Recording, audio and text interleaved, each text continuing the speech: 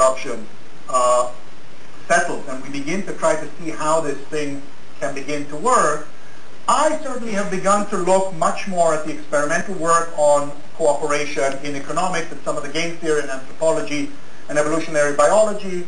And I think what we're seeing is more design levers than I had originally thought. Task construction with regard to the cost of action is still an economic activity. You still need to lower the cost, and that makes a big difference.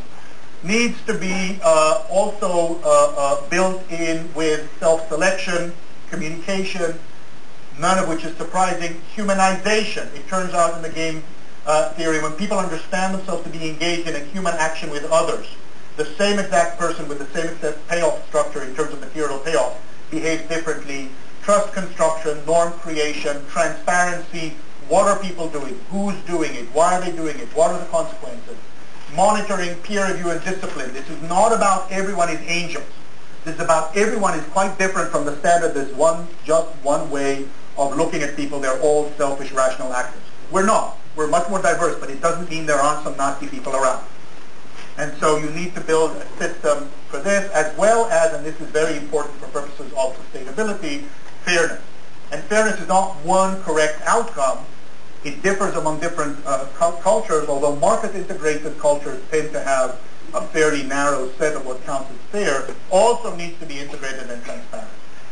This means also that there are certain points of pressure where introducing money into cooperative relationships doesn't have to, but can muck things up, particularly with regard to self-selection and why people select in or out, trust construction and the potential for real zero-sum games, norm creation because we map the presence of money on a certain set of norms, because we come from market-integrated societies, and we map the presence in non-market relations as other, and cooperation has generally been non-market, and so there's real complexity in how you manage those, as well as the idea of fairness and what counts as fair.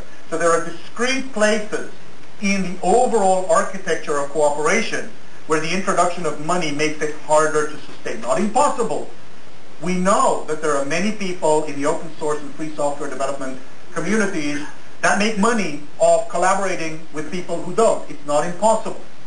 It just requires attention and a careful analysis of where the potential destabilization is. So basically what I'd say overall is that as long as physical capital needed to be large-scale and concentrated, so that you needed to collect financial resources not in order to act, but in order to act effectively, we were limited to either centralized models that could collect the capital, firms, or if it's not in the market, government or traditional nonprofits, or if we wanted to act in a decentralized form, we had to work through the market in a way that was sufficiently significant to collect the funds. What we're seeing now is that with the decentralization of material capital necessary, we're seeing the emergence of social sharing and exchange as an alternative, parallel form of production, which isn't going to wipe the board clean. And this is one of the simplistic ways in which the market's going to go away. The market's not going to go away.